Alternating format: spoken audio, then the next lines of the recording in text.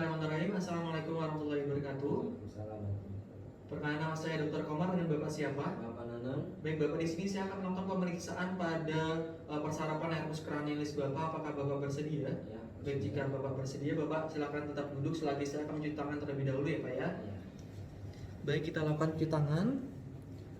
Baik, selanjutnya Bismillahirrahmanirrahim, kita mulai ya, Pak ya. Kita mulai dari nervus cranialis 7, di mana nervus cranialis 7 ini disebut juga dengan nervus facialis. Di mana untuk pemeriksaan pertama-tama kita lakukan memerintah pasien untuk melakukan pengkerutan pada bagian dahinya. Bapak bisa mengerutkan dahi. Baik, tahan ya Pak ya.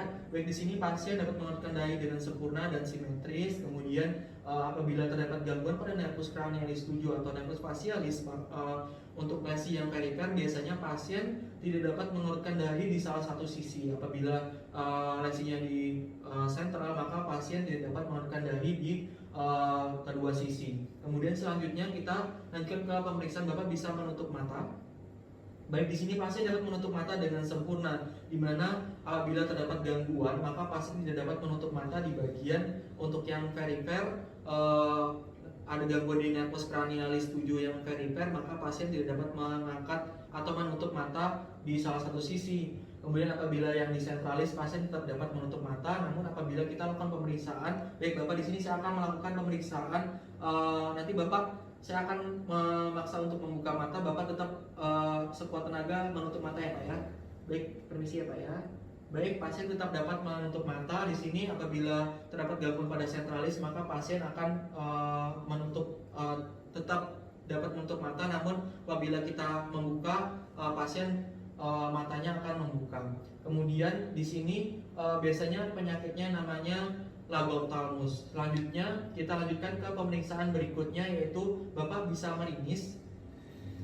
Baik, di sini Bapak bisa meringis, pasien bisa meringis dan simetris, di mana normal biasanya apabila terdapat gangguan pada nervus cranialis 7 yang perifer, pasien tidak dapat mengangkat atau tidak dapat meringis dengan sempurna di salah satu sisi. Di sini pasien dapat meringis dengan sempurna dan sudut-sudutnya dapat mengangkat secara simetris. Selanjutnya kita lakukan pemeriksaan pada nasolabial. Nasolabial pasien kita lihat apakah simetris atau tidak. Di sini didapatkan nasolabial yang simetris. Kemudian kita lihat apakah di salah satu sisinya terdapat nasolabial yang datar. Normalnya tidak datar. Untuk gangguan pada nasolabial atau nervus cranialis 7, biasanya nasolabialnya akan mendatar. Kemudian selanjutnya Bapak bisa menggembungkan pipi. Baik, di sini pasien dapat menggembungkan pipi secara simetris antara kiri dan kanan. Baik, selanjutnya Bapak bisa bersiul. Baik, bisa bersiul. Kemudian apakah Bapak bisa tersenyum? Baik, di sini pasien dapat tersenyum dengan normal. Selanjutnya kita lakukan pemeriksaan pengacapan pada lidah pasien. Baik Bapak, di sini nanti saya akan melakukan pemberian zat perasa pada Bapak. Nanti Bapak bisa menjulurkan lidahnya, dan lidahnya jangan sampai masuk lagi ya Pak ya. Nanti Bapak jangan berbicara juga, nanti tinggal tunjuk apakah itu manis, asin, asam atau pahit. Sudah mengerti Bapak? Ya. Baik, Bapak bisa menjulurkan lidahnya. Pertama-tama kita berikan rasa yang pertama. Itu rasanya apa Bapak? Manis ya Pak ya. Baik, kemudian kita lakukan pemberian rasa yang kedua. Bapak bisa menjulurkan lebih jauh. Baik, itu rasanya apa Bapak? Asin. Baik, selanjutnya ini rasanya apa Bapak? Asam ya Pak ya. Baik, selanjutnya yang terakhir itu ini rasanya apa Bapak? Pahit ya Pak ya. Baik, di sini pasien dalam keadaan normal dengan interpretasi dapat menentukan rasa pada lidahnya. Kemudian selanjutnya kita akan lanjutkan ke pemeriksaan palpebra yang visual, di mana refleks palpebra visual ini kita akan lakukan pemeriksaan dari depan, arah depan, dan seperti mencolok ke pasien. Dan apabila normalnya pasien itu akan mengedipkan matanya. Kemudian untuk yang tes refleks auricula, palpebra yang auricula, kita melakukan rangsangan berupa suara dengan cepat maka pasien biasanya akan mengedipkan matanya.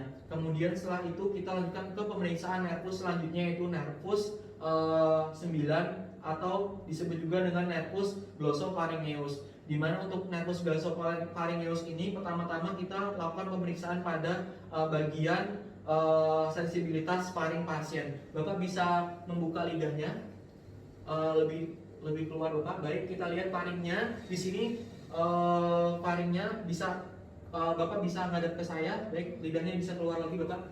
Baik, kita lihat bagian faringnya apakah simetris atau tidak. Baik, di sini simetris, kemudian tidak terdapat deviasi. Kemudian kita lakukan pemeriksaan pada faring pasien dengan cara memasukkan tong speckle kepada mulut pasien, di mana nanti kita meriksa refleks muntah. Apabila tong speckle ini akan menyentuh bagian posterior dari dinding faring, maka biasanya pasien akan langsung refleks muntah. Baik, bisa membuka mulutnya Bapak, lidahnya bisa dikeluarkan. Baik, biasanya pasien akan langsung refleks muntah. Selanjutnya kita akan melakukan pemeriksaan pada indera pengecapan sepertiga bagian posterior pada lidah pasien dengan cara melakukan seperti tadi ya Pak ya. Di sini nanti saya akan meneteskan atau memberikan zat perasa. Nanti Bapak bisa menunjukkan lidahnya jangan sampai masuk lagi, dan Bapak jangan berbicara ya Pak ya. Baik, Bapak bisa mengeluarkan lidahnya. Baik, lebih keluar lagi Bapak. Lagi. Baik, kita itu rasanya apa Bapak? Baik, pahit ya Pak ya. Baik, pasien dalam keadaan normal. Selanjutnya Bapak kesini dengan siapa?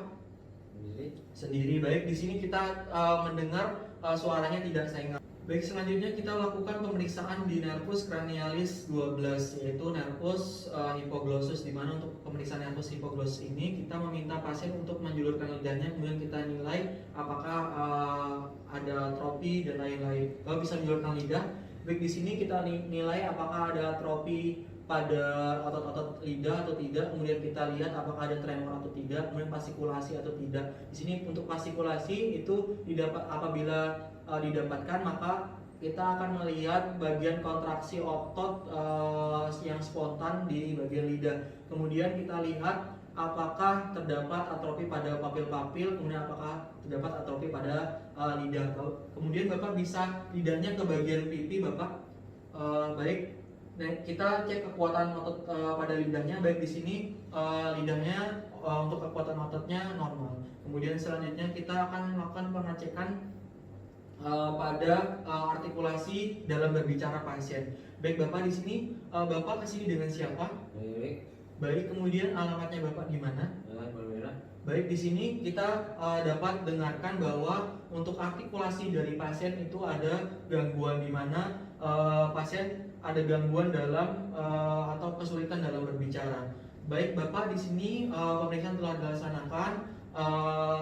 Di sini didapatkan bahwa ada gangguan pada artikulasi Bapak. Apakah ada yang ditanyakan Bapak? Tidak ada. Baik, jika tidak ada, terima kasih. Wassalamualaikum warahmatullahi wabarakatuh. Kemudian kita lakukan cuci tangan.